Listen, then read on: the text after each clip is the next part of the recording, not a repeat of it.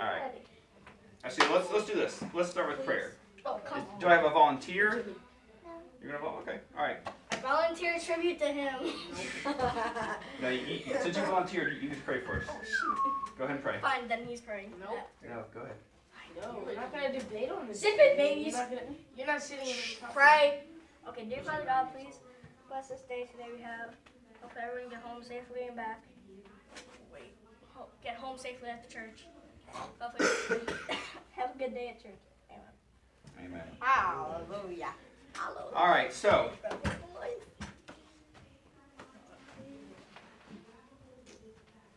with I'm gonna try to get serious here for a moment. I know we have fun in here, but I'm trying to get serious for a moment. And you guys have it rough. I know you guys have it rough, and particularly in school with your friends. When I say have, well, you have it rough in a lot of ways, but particularly with if you want to live as a Christian, and if you want to be a proud Christian, it's rough for you guys. I know that. I respect that. It's a lot harder for you guys than it was for me when I was your age. But regardless, whether it be hard or not, God does still want us to live as a Christian, right? KJ, please put that up in your chair. Thank you. So, my question for you guys that some people aren't listening to. Is God real? Yes. How do you guys know God's real? Because of the Bible. Did you raise your hand? Life. This is just school. I think KJ raised his hand first. Go ahead, KJ. Go ahead, KJ. No. There's my head. Sit. You can get it later. I'll put it with your hand and your ball and. What does a hat have to do? It's only for yours. Heidi, I want your hand. Soak's in the chair. Boy, why did that take everything of mine? All right, KJ. Those things that we may not know, but actually I can really hear you, and I'm standing 5 feet in front of you. He does things in our lives that we may not know, but we Okay. Those things in our lives we might know makes a big impact. I'll come back. What? Yes. Yes. Like you could just feel it, Feeling like- creation. So it's not the well, yeah, but so like he created us, yeah. But it's sort of like air, like you can't see it, but like you just know this thing is true. So it takes faith and belief, right? Yeah. I'll come back to you, Alex. Yeah, so, I had a friend, she was, I think she called atheist, and then I asked her why doesn't she, believe in God, and she said, her parents, and then I asked her, like, then how were you born, and then she says, her parents told her that it was the aliens. I was like, what? But isn't that, okay, so taking for a minute what we were raised with about God, if you came in and you didn't know about God or you didn't know about aliens, wouldn't they both kind of seem, so why would you want to believe one of it? I'm not going to believe in God, so I'm going to believe in aliens. I don't know. The Bible talks about what I was going to say. Have you ever seen an alien before? Have you ever seen? No, what I was going to say I that don't know if I've seen aliens. you can prove that God is real There because is such thing as aliens because it's on a spaceship. And also the Bible talks about it. You can believe in And the God Bible because is like okay, you can just go ahead and cut me off. Go ahead. Well, I'll come back to you, Alex. no, it can be real because two things. Because that one thing is because of the Bible. Because the Bible is the people that really write the Bible are all these people inside the Bible that wrote it, and they're like people that were like witnesses about what God did for them, and also the second reason why is not really you don't really have to know that God's real. You just have to believe that. Right. So kind of back to the faith. I Yes. object. All right. So what were you saying? Because so God, like the person who wrote the Bible, God, he told them, the stories. So like they wrote it. So I understand what you're coming from Why about. did you check the first thing you said? No, because he's saying that all these people just wrote in one Bible. That's not. Well, they wrote, if you will, like they wrote letters or they wrote their own little Yeah, they books, wrote and then letters. people came and put them together. So I mean, Yes. it became one. But yeah, so God kind of gave them the inspiration for it. And then these people, some of these people, you know, are recorded in different various history books and things like that. I feel that. So yes, so you know we know these things, but I guess the challenge for us then is like you said, you had your friend who was an atheist, and you asked her, well, why? Because her parents, right? So like her parents taught her that she came from aliens. Your parents told you that God created you, right? So what does that boil down to? Teaching, what we're being taught. So how do we go about trying to teach someone who thinks they came from aliens that, well, actually God created you, not aliens? Like, how do you go about changing that? Well, you look at our school system. Well, you guys know, you're in it. Do they teach you that God created you? No, Yeah. because Yeah. certain Well, yours kids, does? Okay, if you go to Christian school, maybe. certain kids don't believe in God, so that's why schools don't teach about that. They would rather teach evolution, that we Yeah. came from monkeys, that all of a sudden something happened that created this big boom in the universe, and then a planet started forming, and this went out, and this amoeba went and attached itself to something, and then that formed into a little blob, and that blob all of a sudden grew away. They're like, okay, you go boom, you go there, Right. you go cool. But so, Como te llamas? you know, you have all these scientists, now, okay, you know, I understand how some people, you know, they have the scientific mind. They don't want to believe in faith. They want facts. Because some people are just very like that. They want facts. So for them, it's easier for them to look at some kind of science thing and think that the science is proof rather than having to step out on faith, right? Because it's, for the mind, it's easier to say, I can look at this, I can touch it, I can feel it, than have to say, I believe, right? There's no such thing as magic. I used to have a math teacher, like, he didn't care. Like, like if you like say something about math, like, if you say something about BC and all that, he'll start to cheat, and then we'll have to like tell him, and then you stop. About God or about evolution? Okay, cool. Good for him. Hey, he was willing to be bold. But yeah, I mean, like going back to what I was saying before, it's tough for you guys. Why? I mean, to stand up and to be a Christian nowadays in your world is very tough. I mean, you got, you know, in our world's eyes, and for your generation, you almost look dumb for believing in God. So, you know, I respect that from you guys. I hope that you guys push through anyway and still live out Christianity. But it is tough. So, Boy, stop moving. how many? I'm trying to adjust it. I need all the attention back up here. Okay. Hi. Hi, how's it going? All right, good. Now that I got brought everybody back. How many of you guys have seen The Passion of the Christ? What is that? The what? How many of you have ever heard of The Passion of the Christ? Yeah. Oh, Explain how to walk. Okay. I've heard those words before, but I haven't Great. So I get to introduce you guys to a bit of it. So The Passion of the Christ was a movie that was made a few years ago. Ooh, are we gonna watch it? Part of it. Oh, wait. I wouldn't have time to watch All the of movie. it? What year was it? What year was it? I don't remember that what year. But at the time, there was actually, I'm going to show you part of an interview with the actor who played Jesus as well. The interview is a lot longer, so I'm not going to show you this part of the interview. But in the interview, have you guys ever heard Mel Gibson? So for 15 years, Mel Gibson, this famous actor, he's also a director now, struggled with making this movie about Jesus and Jesus' death on the cross.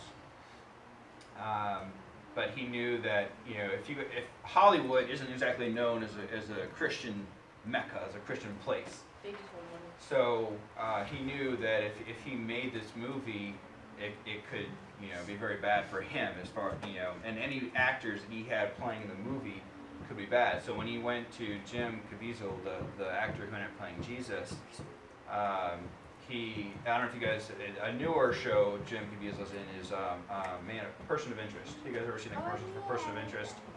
The kind of tall guy. Anyway, kind of like the gray hair and all that. That's the actor who played Jesus. So when Mel Gibson went to Jim Caviezel, and it's in this long interview, I'm not going to show you that part of it. He says, look, I want you to play Jesus, but I realize that if I do this, this might kill your career in this town, talking about Hollywood. He said, I don't want to do that to you.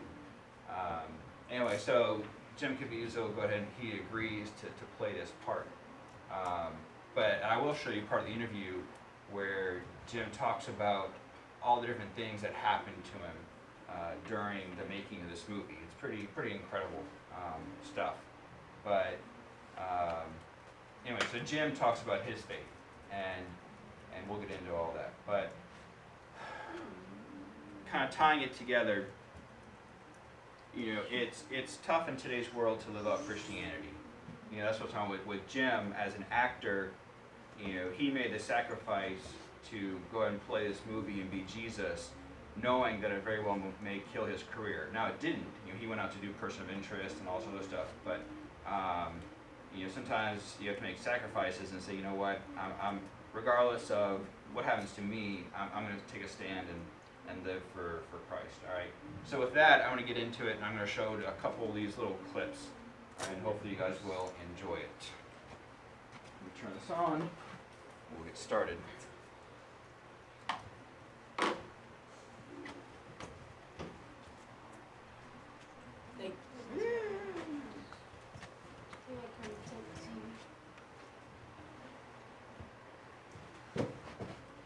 There we go.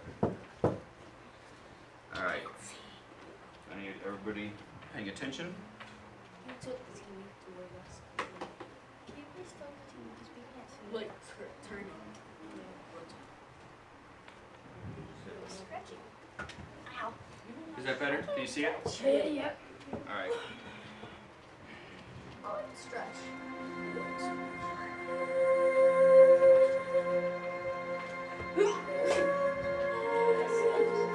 Going about doing this movie was, thinking that if we had done this thing in a controlled set, you would have never saw the performance. It was truly birthed in pain. And it immediately threw me on my face. I've become him. And it was a big part of that. I don't want people to see me. I want them to see Jesus. Was scourged, accidentally hit with, during the carrying of the cross, my shoulder was dislocated. Up on the cross, I had, I weighed 210 pounds. In the filming, I was about 168. I was so sick, I kept throwing up. I had my both lungs filled with fluid, pneumonia. After the movie was over, many people don't know, and I don't talk about it too much, but I had to have heart surgery.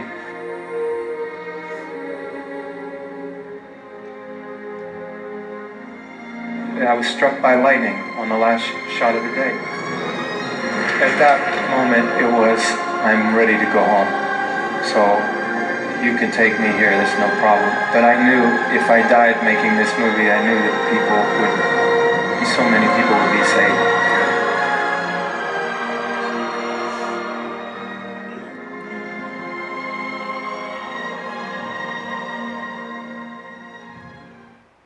Right now we're going through a time period where things are being stripped from us, and they will, and it's good, because you understand, you don't need all the things that we've been given. We aren't given right. They're going to be stripped. We are living in this time right now where the world is going to be fasting, and it's going to get hard before it gets better. But God, the people need to see God in you. And the devil is going to sift you out. He's going to look right now. Where are you weak? I can get this guy $1 million and he'll turn. 10 million for this guy, 50 over here. They'll all turn. They'll all say, well, choice. My freedom to choose. Every generation of Americans needs to know that freedom exists not to do what you like, but having the right to do what you ought.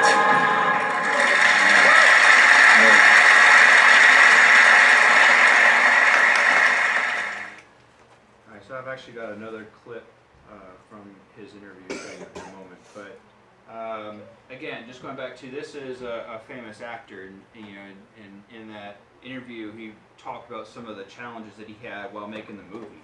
Where when the devil was trying to fight him, small things. You say when they were filming where he was being whipped, which you'll see a little bit more of that later. But they would actually accidentally hit him some of the time, so he was actually getting hit during the filming of the movie. When he was carrying the cross, that he actually dislocated his shoulder while he was carrying that cross for the filming of the movie. So They said that on the last shooting of the day, when he was on the cross, he got struck by lightning, had to have heart surgery after the filming. So I mean, all these things. He had pneumonia while he's hanging on the cross. So all these things kept happening to him while he's filming this movie. But he kept pushing through, kept pushing through. How many of us would keep, you're an actor, you're like, man, I don't need all this. Or you take a break, hey man, I'm sick, I can't film today. He knew the importance of this movie, and he kept pushing through, and he endured all this stuff to make this movie. And I think God's used this movie in a great way to reach a lot of people. And what were you saying, Alex? I forgot. Oh, sorry. I was trying to finish my thought. Sorry about that. I didn't mean to cut you off. All right. Oh yeah, I remember. Go ahead. Did he actually get struck by lightning? That's what he said. How? I guess because he's hanging up on this cross, so he's up higher. They're already on a hill, and he's hanging up on the cross. And in the film, I thought it was computer graphics. Maybe it's not computer graphics. How there's real cloudy up above him. Maybe they waited until the weather was like that. I don't know. But he said he was actually struck by lightning while he's up there. So I don't know if that was why he had to have heart surgery afterwards. I don't know. But He said it after he got struck. Yeah. So that's pretty He said he got crazy. struck, then he said after he got struck, he had heart surgery. So during this is an interview and testimonies in a church. There's another part. It's like a 53-minute interview, but We do it? but this is just another part of it I wanted to play where he's talking about it. He's talking about I'll let it play, but I think it's a good message. He's basically talking. He's talking to adults, but it's good for you guys too, as far as sin and how we can allow sin to destroy us. All right. So I'll play the second part. Some of you have had abortions. Some men here and women are adulterers. Some have committed murder. Some of you didn't have the abortion, but you paid for it, so you have contributed to this. Many people are a part of this great sin in this country. Over 50 million in the United States alone. 45 million die every year in the world. These are all God's children, and God brings them home. Now He wants to bring you home. Now, in this moment. This is a chance for heaven right now. You don't have to wait to die to experience heaven. But when you committed the sin, any of the 10 Commandments, or the sin of abortion, or contributed to it, let me be very clear. Did you go to one of your friends and ask your friend, hear my story? And you say, yes. I went to one person. I said, why do you go to this person to confide in this sin to them? Because they didn't judge me. Because they loved me. Because I felt mercy and grace. Now, I ask you this. Do you think that your God doesn't have more mercy than your friend? Do you think your friend has more grace than God? Does your friend have more love than the Creator? It can never be. It can never be. So, God forgives you. And now He needs you to begin again. To accept forgiveness. God never sends a man into hell. People choose this place. Your choice. God made you and loves you. There's never been another like you. He deemed that you would come here.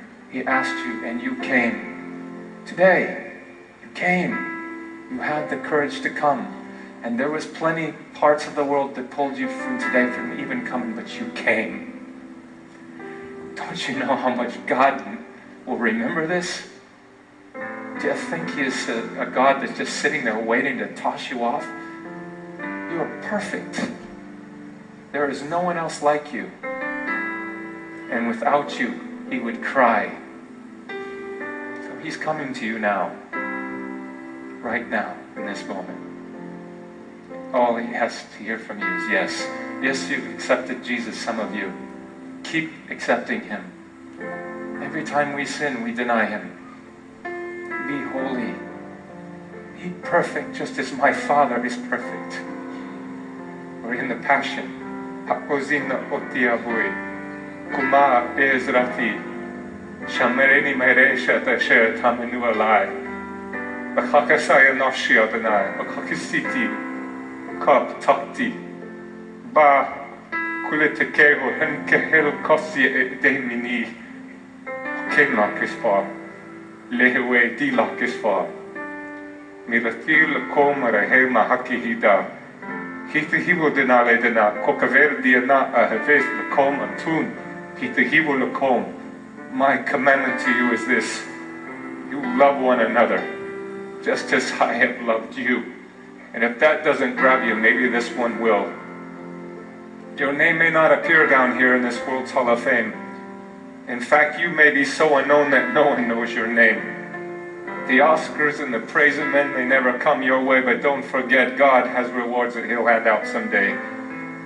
This crowd on earth, they will soon forget when you're not at the top. They will cheer like mad until you fall, and then their praise will stop. Not God, He never does forget. And in His Hall of Fame, by just believing on His Son, forever there's your name. I tell you, friend, I wouldn't trade my name, however small. It's written there beyond the stars in that celestial hall. For all the famous names on earth, or the glory that they share, I'd rather be an unknown here and have my name up there. God bless you. Fantastic.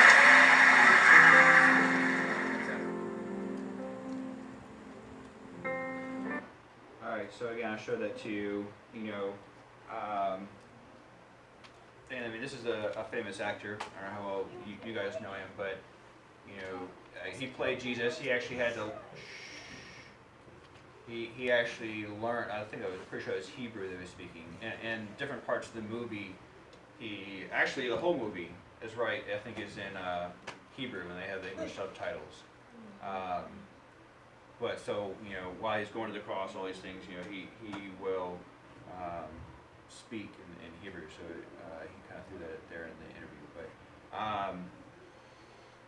here it is as a famous actor. He's already had to endure all these hardships and trials. And he is. Yes, he's just as a man, but encouraging us to say, hey, look, don't worry about all this world success. I mean, the world tells you, hey, be rich, be successful, make sure that everybody likes you.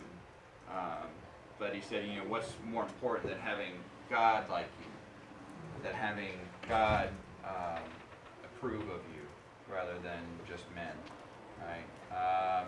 So I've got one more clip that had to do with this movie, and towards the end, I'll show a little bit more. Actually, I'll start from the beginning. Do you guys know who Barabbas is? Does anyone know who Barabbas is? All right, I'll go do it to the beginning. But Barabbas, when Jesus is being condemned, the Jews have already said he's guilty of death. They take him to the Romans because the Jews couldn't put him to death; it had to be the Romans. The Roman governor at the time was trying to have Jesus released, so he took the worst person that he had in his prison and brought that was Barabbas, and he brought him up, and he had Jesus and Barabbas. So they've got Barabbas on one side and Jesus on one side, and the Roman governor is saying, hey, okay, I'll let one of these guys go. He's thinking in his mind, oh, they're not going to want to let Barabbas go, so they'll let Jesus go, because Barabbas was this awful guy, and he had killed a bunch of people and all that stuff. So the Roman governor thought for sure that they would keep Barabbas and let Jesus go. All right, so that's what this video starts off with.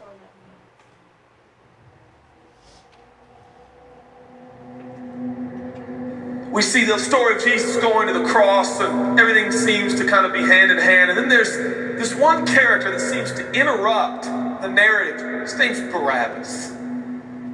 We don't even know much about him except that he's a murderer, a leader of an insurrection, a rebel. And why he's even mentioned, sometimes I'm not so sure. It's like, what? This is about Jesus going to the cross. So in this moment, Pilate thinks, I hold the destinies of these two men in my hand. I know the Jews have a tradition that on a holy day, I will release one of the prisoners on death row. Pilate stands on this audacious stage, who now presents Jesus, Son of the living God, versus Barabbas, the thug and rebel. He says, all right, who do you want? This is blasphemy. This has gone too far. There's no comparison. This is a rightful prisoner, a man who should be on death row. He's a rebel against Rome. He leads a rebellion. He murders people. He's a bad man. He's a thug and he's a crook. He deserves the chains and he deserves the crucifixion. Jesus? What has he done but heal, restore, deliver, set free, open blind eyes, open deaf ears, heal the lame and the leper? What has Jesus done? Who do you want? We want Barabbas. Yeah, give us Barabbas.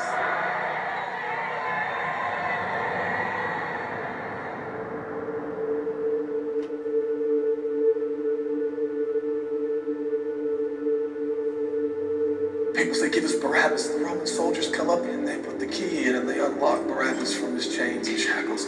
And he walks down the platform, welcomed by all of his thug friends. Yeah, the people love me. Yeah, that's right. I don't even know who this Jesus guy is, but all I know is my people love me.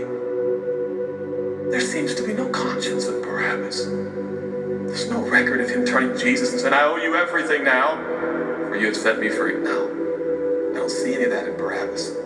And God knew that. Jesus stood there, silent, for he knew the will of the Father.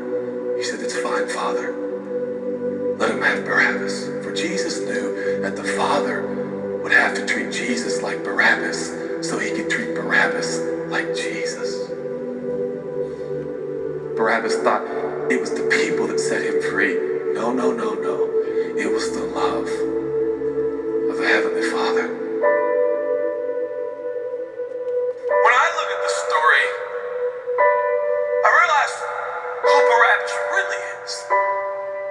That's me. That's you. That's us.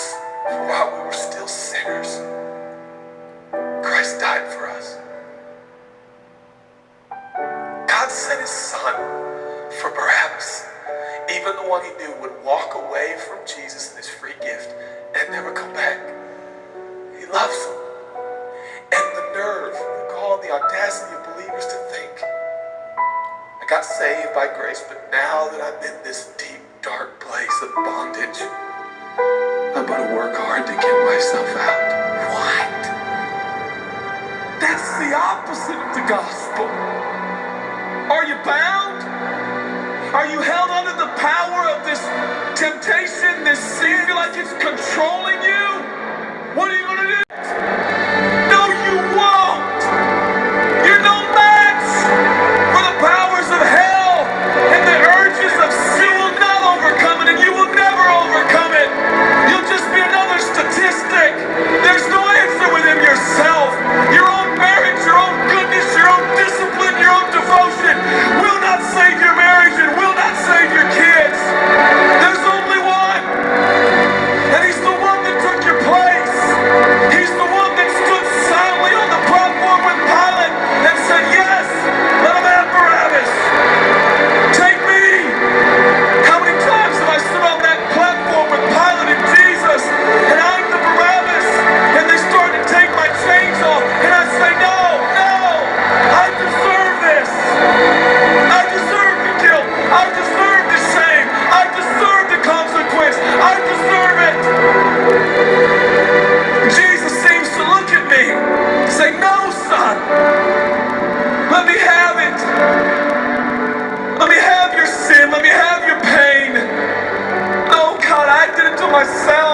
I deserve it. My marriage won't make it. This is what I deserve. I deserve divorce. I deserve poverty. I deserve sickness. I deserve it all. No!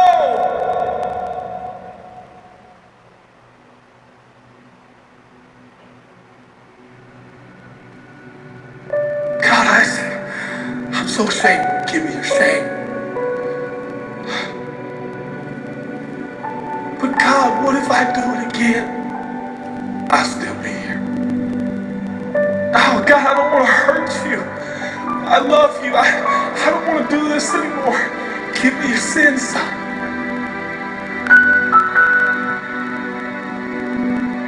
This is all we got. It's all I got. It's all you got. We can play games. We can play church games. We can pretend like some people are better than others and that's why they're blessed. Or we can all come to the honest conclusion that it's God. It is God alone. The greatest challenge is not your discipline, your devotion, your focus. Your greatest challenge is believing the gospel. Could it be that there's a God with a love so scandalous, so wide, so deep, so vast, so high, so expansive, so welcoming, so inclusive? Let me have your sin, son. Okay. And I give him my sin. I stand in this empty space of forgiveness and acceptance while Jesus walks off to the cross that I deserve. I see him walking to the post to be whipped. As I stand a free man, all the attention is turned now. And I feel the love of God saying, go son, live your life. I'll pay the price. Where did we get off? Thinking that we were gonna set ourselves free. It's still Jesus. It'll always be Jesus. It'll never stop being the power of Jesus. If his blood is sufficient for your salvation, his blood is sufficient to sustain you through every challenge and every sin and every temptation. Jesus is enough.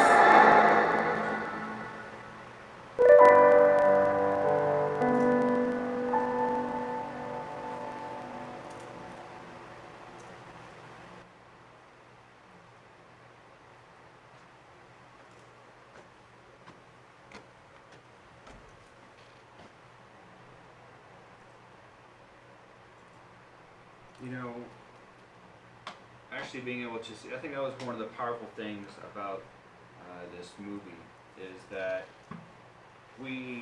growing up, we hear the stories, and that's only part of it. You know, I guess to use the word graphic, it's more graphic actually watching the movie.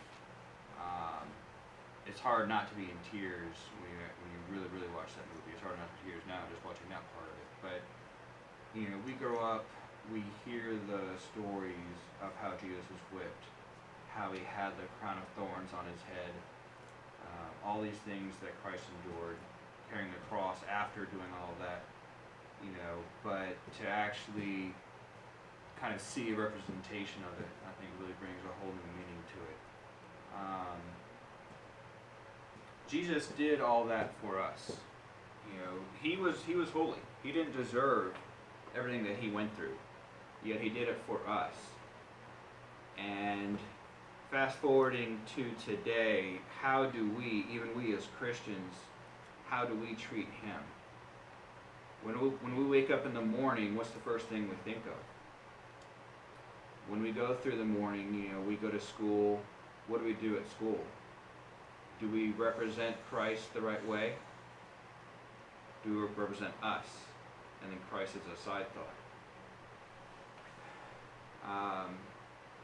You know, what happens when we're tempted to do wrong? When we're with our friends, maybe, you know, they know that we're a Christian, or at least they know that we go to church. You know, maybe dirty jokes are said, or they're making fun of somebody, or teasing, bullying, all that stuff goes on. You guys know all about that. What's our part in it? Even if we're not doing it, are we there? You know, like I said before in the beginning, I know it's very it's much harder for you guys than it is for me when I was younger, when I was your age. But this world's getting worse. I don't see it getting any better. But any hope that we could ever have of this world getting better is your generation. Your generation making a change. Because as your generation grows up, what are they going to teach their kids? My generation has already failed. My generation's your parents. Look at your generation now. What's happening? My generation's failed. Your generation's coming up behind us. You can have an impact on your generation. Worldwide, most likely not, unless God gives you the opportunity. But within your circle of friends, within your school, Nicole, within your circle of friends, you can have an impact. You know, in that one of the interview videos where Jim Caviezel talks about abortion. Well, certainly I hope that none of you are ever in a situation where you or a girlfriend you do to that, but you might know people who do. You know, it's like how do you respond to those situations? You know, unfortunately, there's a lot going on in our world now. God needs you guys to be an example. He needs your friends need someone they can go to point them to the answer. My question to it might, not for you to answer right now, I'm just saying out loud. My question for you is, will you be that friend who points them to the answer? Can they trust you to be that friend? Or are you going to be no different than them when they're being troublemakers and doing all this other stuff? If you're no different than they are, why would they come to you? So, kind of ending this part of it, I want to encourage you guys to really, really stop and think. What is your life about? What are you doing with your life? Yes, you're still young. Yes, you still should have fun. I'm not saying, don't have fun. But think about the fun that you have now. What are the consequences of that fun? Not just for tomorrow, not just next week. What about next year, 5 years? Your life, your family's life, your friends' lives. Are you willing to try to make a change for good 5 years from now? So that's pretty much. I do have a song that I wanted to play for you guys as far as thinking about. Technically, it's not necessarily a worship song. This class has kind of been about why we worship. We talked about, is God real? How do we know God's real? We can stand on the truth God's real, but then what are we going to do with it? Yes, God's real, but how am I going to live my life knowing that God's real? How will others around me see that God's real? And that's kind of been more about what this class is about. Why do we worship? We saw that little bit of video about Jesus being whipped and everything that he went through. That's why we worship. Jesus did all that for us. Okay.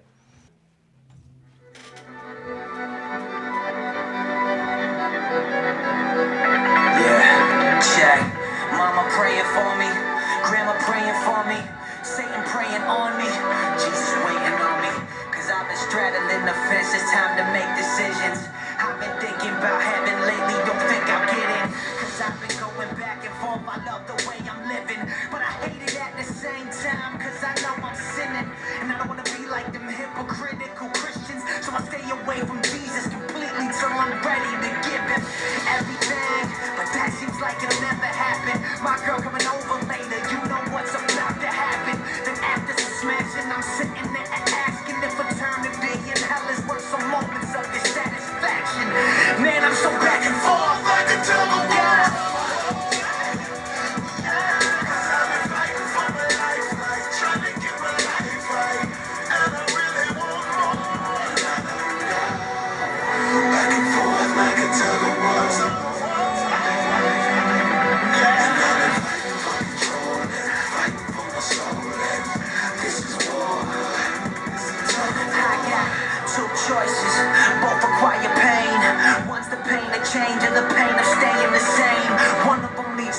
The other one leads to shame. One of them leads to freedom, the other keeps me in chains. I wear a cross and give you thanks for my blessings. Ain't that enough? Why you want everything? Can't you leave this part of my life untouched? I thought following you meant I only had to say yes once. Now every day I wake up, you give me some cross to take up. You really want me to break up with my girl? Now that's too much. I know what's best for me. You don't understand my complexities. See, I gotta make a living, so don't ask where my checks come from. I hear you talking, I ain't gone numb. I know I'm in the dark and I gotta find my way to the sun. Cause you're calling on my name and I know I can't run, but I feel so back and forth. Back and forth like a trouble wall. Cause I've been fighting for my life, like trying to get my life right. And I really want more. Back and forth like a trouble wall. And I've been fighting for control and fighting for my soul. And this is war. I travel broken hearts, a man full of regrets. The thrill is left, the empty promises of sin sets. You wanna put treasure inside my hands, but you cease. Cause the clamp's holding all the sins I won't release. I don't know how to start loving you and stop doing what I'm doing. If I gain you, tell me what I'm really losing. You have to change me in my sin, I never choose him. My heart needs to see something greater than what I'm pursuing. So, is it true that you give rest to the weary? Can you accept and prepare me? Do you hear me? It's so clear and now it's painfully apparent that I can't have my sin and my Savior. They're not for sharing anything that I lose to follow you is not allowed. My girlfriend, my friends, my money, even my job. But sometimes I believe the lie that God don't provide for a child when they obey. That's so crazy. You calling me to freedom? I think that it's time to walk. I don't see every step, but the next is out of the dark. I'm the filthiest of them all, but I'm yours if you wash me from that sin by the blood of that cross. I'm yours.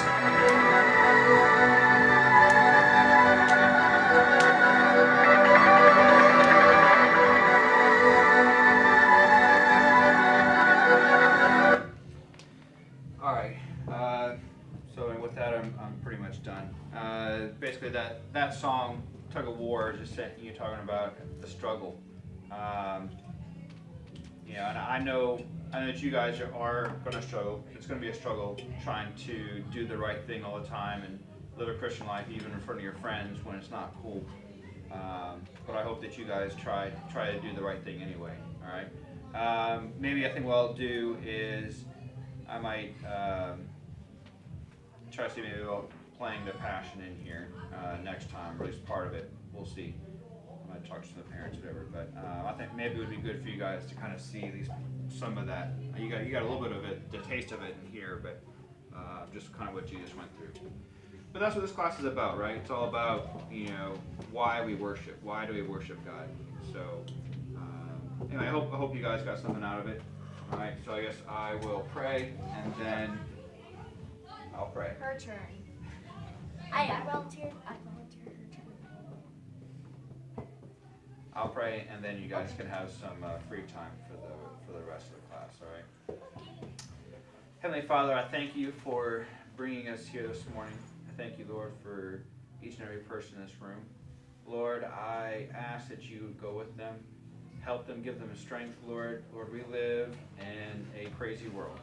Lord, the temptation is to just fit in with the crowd, to do the things that are cool, and Lord, not always to stand out. But Lord, you called us to live a Christian life regardless of the world around us. Lord, you called us to stand out and be different so that others can see you through us.